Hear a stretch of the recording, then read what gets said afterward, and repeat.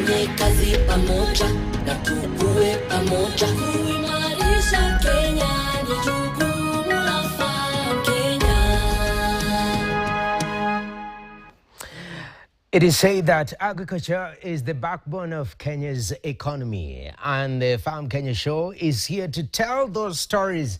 And today our focus is on young people. They say that the average farmer in Kenya is aged 50 or 60 years, thereabout.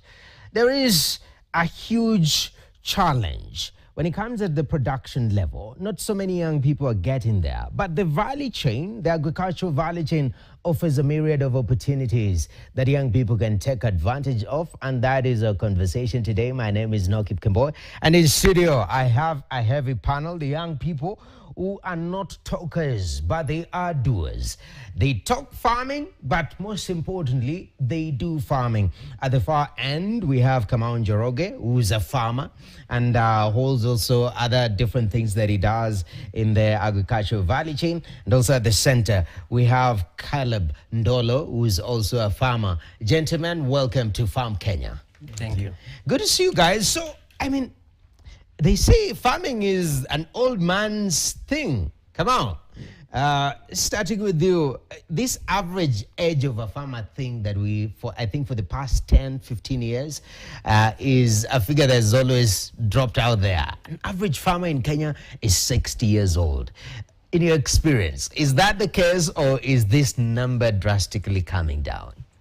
Yeah, the average age of a farmer now, it's according to statistics, it's about 61 years old by FAO.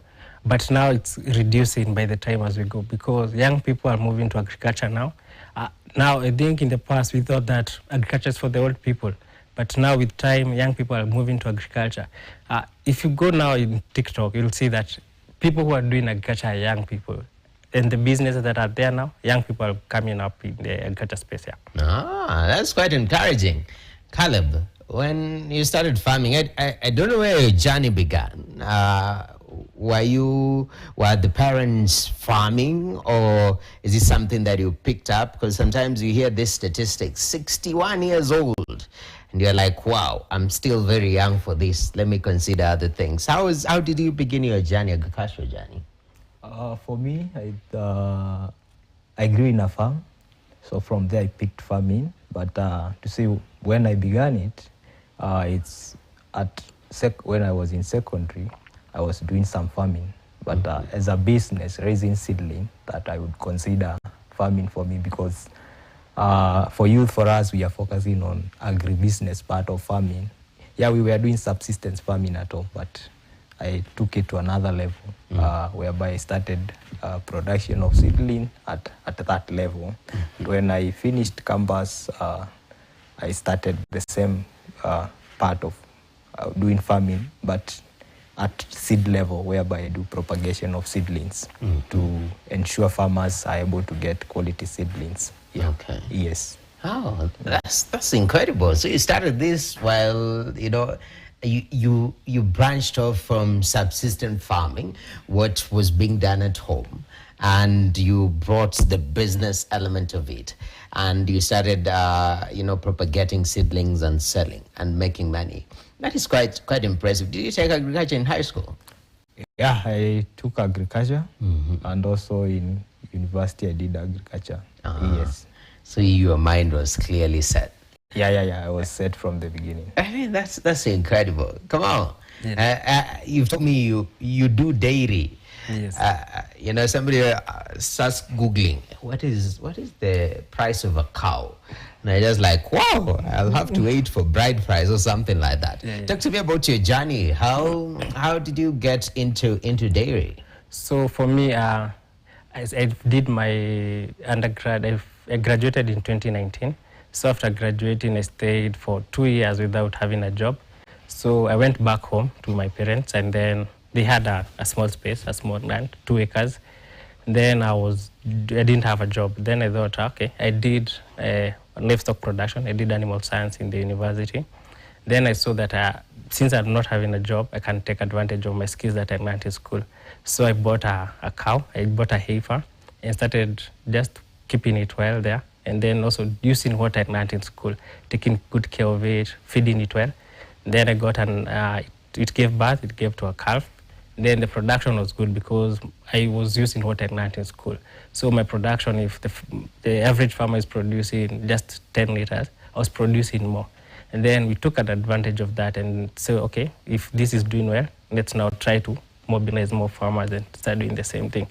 Then just in the process, we got an opportunity and support from some NGOs there. Then we started producing more. Then it became a business. And then after that, I saw that if I can produce more milk, why not now expand it? So and then I decided to keep dairy because it's more productive and the money. The good thing with dairy is every day you get money. Every day, yeah. So every day producing the milk, you get some cash. And then in the process, because of the issues of feeds, in Githunguri, since we're in Githunguri, most of the feeds, they are substandard, they are not good feeds. So we started getting the feeds from different parts of Kenya, and then I started selling to farmers. So apart from the milk, we also supply feeds to the farmers. Okay, dude. Even the way you're mixing milk and money, it now makes sense. Every day in dairy, you're making something out of it. But again, it goes back to that foundation, and we'll talk about that, the information gap. There might be an excitement into getting into a particular field.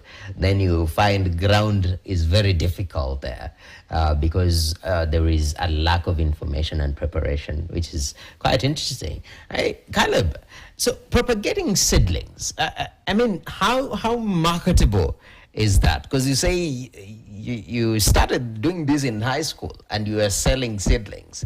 And even, I'm pretty sure that also shaped even your choice when you went to tertiary education and decided I'm still going to pursue agriculture. How did you figure out the agribusiness element of things? Well, starting from when I was in secondary, remember in high schools we were supposed to plant trees, and the propagation part of it was I was doing tree seedling. Yeah, then I understood that at the school we were supposed to plant trees. Every rain season we needed trees, so I took that opportunity and I planted. And then I sold to my high school, then Kai Secondary School, when I was a student then. Looking at the market of seedlings currently, especially in what I'm doing, vegetable. Remember, per day you have to take at least 2 meals, and there are vegetables, there are fruits there. So there is a demand, especially out of food, because looking at the population we have in Kenya and where I'm located strategically, there is that need of food product. There is actually a lot of production which is happening, and farmers don't want to waste a lot of time trying to raise those seeds because some are quite expensive.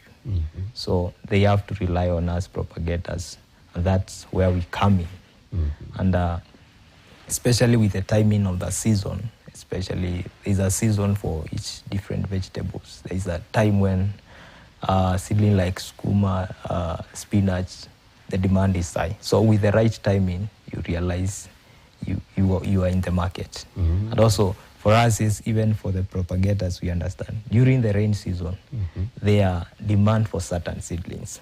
So since I've been there for 2 years, I come to understand the right seedlings which are needed at different seasons. So I'm able to produce those seedlings at specific times when they are needed. So there is a demand for seedlings, especially quality seedlings. And I'm glad you've raised the issue of quality seedlings, because lack of quality seedlings is also a barrier when it comes to our agriculture sector, where a lot of people end up losing a lot of money because the initial production space of seedlings was not handled very well. They end up losing out on a lot. Kamau, a lot of young people are like, I might maybe not have the privilege of having 2 acres somewhere and supportive parents. And I'm pretty sure in your engagement, when you started this journey, and now you're getting more farmers on board, and you're understanding their challenges. For somebody who's watching this and they're wondering, okay, if I'm to go into dairy, I don't have those basics. What options am I exploring to at least start me off? So the dairy is capital intensive also, but there are some value chains that young people can adopt that are more easy, don't need capital, and you also don't need big land. So one of them is the vegetables. So apart from now my business and in the dairy, I'm also a member of the Kenya National Farmers Federation, where now we bring young people from different parts of the country and try to empower them with different activities. So what we do is trying to train them some of the value chains that they can adopt that are easy and they can turn cash very fast. You see, as a young person, for me, before I chose to go dairy, I was searching for something that can give me quick cash because young people want quick cash. But now if you see something like dairy, before you start getting quick cash, you have to invest so much on the breed. Also the feeding has to be good, and also the veterinary. So for a good cow, the cost of veterinary can be expensive. So there's some value chains that for young people that you don't need a lot of cash, such as the vegetables. In a small space, you can grow your own vegetables. In our farm, the dairy farm, we have a small space where we do the vegetables. And we are using a model where you can just get a small bed and plant your vegetables. And some vegetables such as the managu, amaranth, the demand is high. As can I be saying that most families in Kenya, you eat vegetables twice in a day. So the demand for the vegetable is very high. Mm-hmm. And the vegetables such as the amaranth and the sukuma wiki, if you plant now, within 30 days, they're ready for market. So as a young person, if you have a value chain that you can turn quick cash, within 30 days you have money. That's a good value chain. Mm-hmm. So for the young people who do not have access to big land, they can take a small space. And there's also an option of leasing. You can lease land and then do the value chain that turn quick cash, such as the vegetables. Yeah.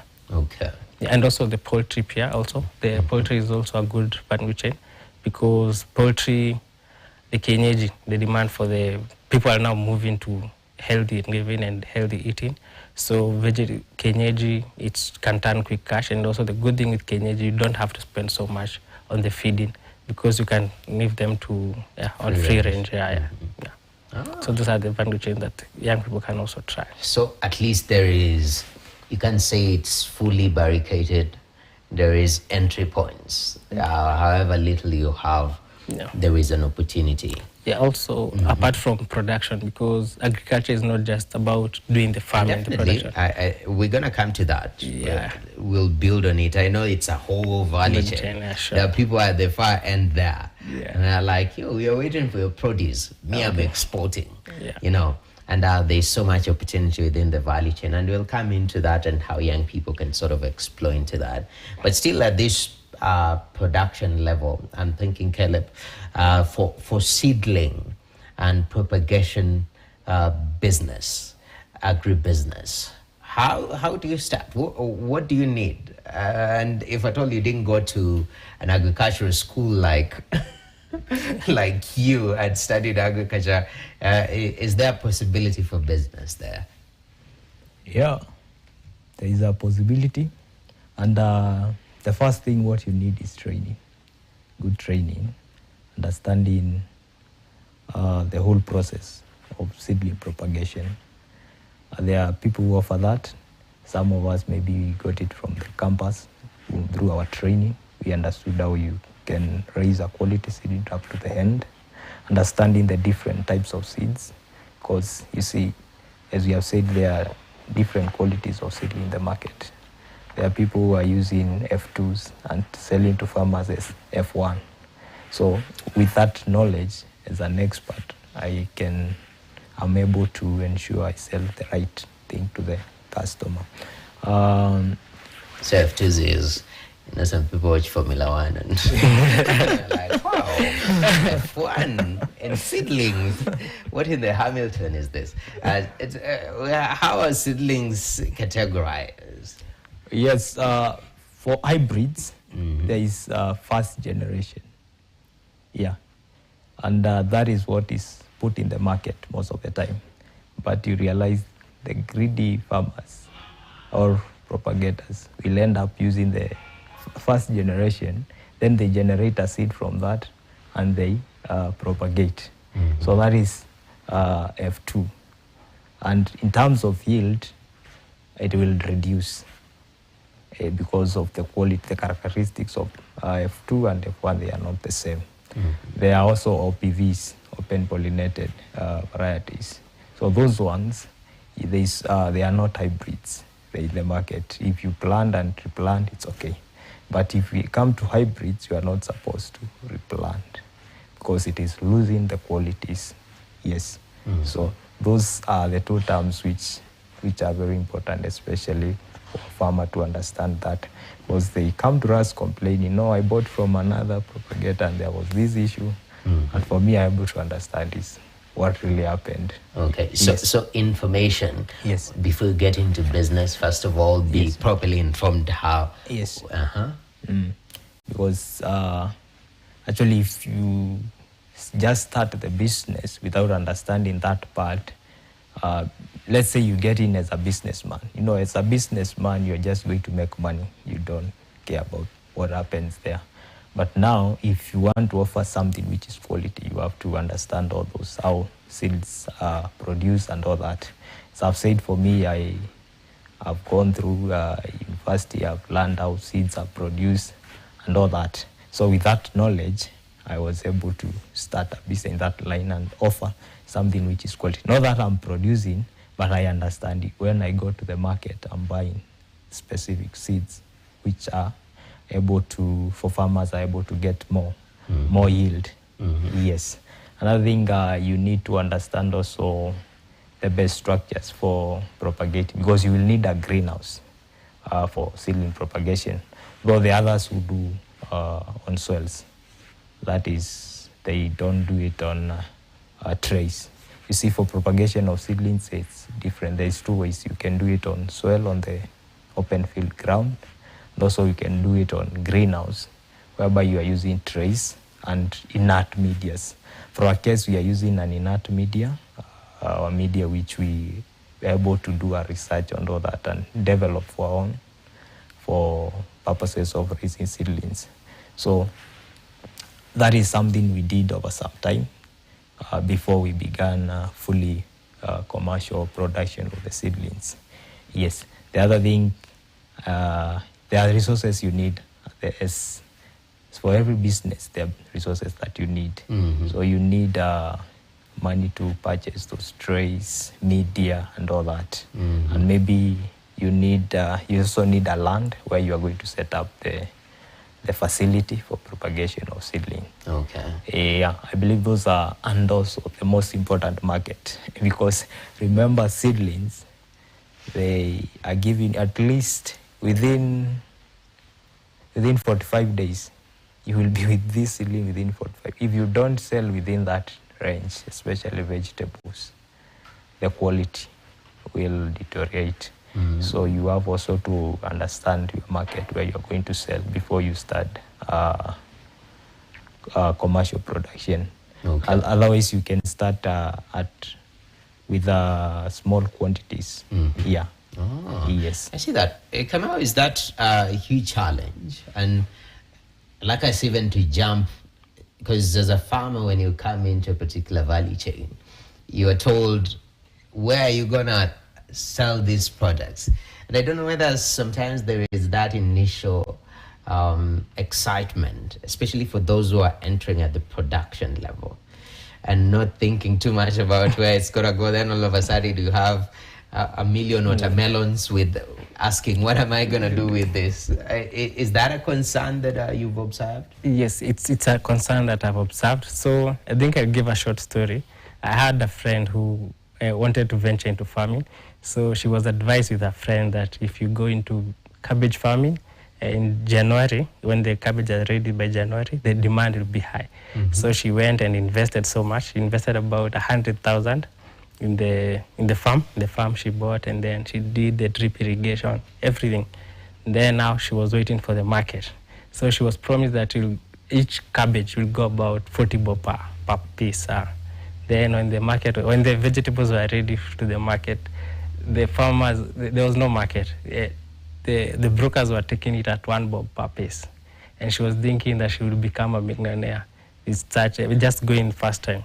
So there's the issue of marketing. The market is a challenge. So for us, we are so excited when, for instance, if I advise you, maybe I tell you, poultry farming is good, or how I've said that vegetables is good, and then you have not done your research, you just go and enter in the market. Then you don't know where you're going to take your produce. People are so excited because you know that within 30 days they'll have money. But it's good to do a research, a market research, know where your products, where you're going to send your products, and also understand the market, how it is. Because most people are now saying that the organic market is good, but do you know who is taking the organic market? Because there's someone else who is producing conventional, then you also sell, you're also selling the same. And also if you consider the organic market and the conventional market, you'll spend more on the organic market, on the organic production as compared to the conventional one. So my key takeaway, or maybe my advice is, before you go into farming, it's a very good venture to do, and it's very profitable. But I think it's good to understand the market and also the varieties, because different markets need different variety of products. Okay. Yeah. That information gap that Caleb has talked about. Yeah. You want to get into something. Sometimes it looks so simple. You're like, I'll take a few weeks. I can understand birds easily, so I can go into chicken farming. So for chicken, I think I think when most people do, they just go on TikTok, not TikTok, sorry, YouTube. Then you watch a farmer doing the poultry, and then maybe they say, for poultry, if you want to start, just get a small capital, buy the birds, maybe whatever, which company, get the feeds, then have everything ready. Then what it is you miss some gaps, some information, which most people don't know. And then when you just start doing, maybe for the chicken, you have the feeds, maybe you are being advised to have the chicks, you have the feeds, you have everything. But maybe you forgot an important thing like vaccinating. So you start feeding your chicken, and then one day you find them, they're all dying, and you don't know what happened. So think that there's an issue of information, and there's a gap, with a big gap on that. So for me, I think before you go into farming, just do your own research, and then get materials to learn about it, and also maybe consider asking an extension officer. So we have extension officers in the counties. You can try to consult them. Also try maybe professional. There's some companies that do offer professional. You can also consult them on that, and then you go into farming. And also the best for information, the best person to get information is a farmer who has been doing that. Yes. Because because you can get an advice from an expert, but ground vitu ni different kabisa. So it's good also to get an expert from an experienced farmer, because there are some things that farmers know, they've learned through the experience part of it, which are not in the books. Yeah. Oh, that's very important. You know, somebody who's walked the journey, at least get in touch with one, which is very, very important. We're going to take a short break. But when you come back, since we've tackled the foundation of things, production level, you know, sometimes there is no opportunity to enter the value chain, agribusiness value chain at the production level. There are also pockets that as young people you can take advantage of. Are you interested in technology? There is a room for that. Are you interested in off-taking, linkages to the market? All this we shall be discussing, and how we can get proactive to take advantage of this sector that is the biggest employment in our economy. Keep it Farm Kenya Show.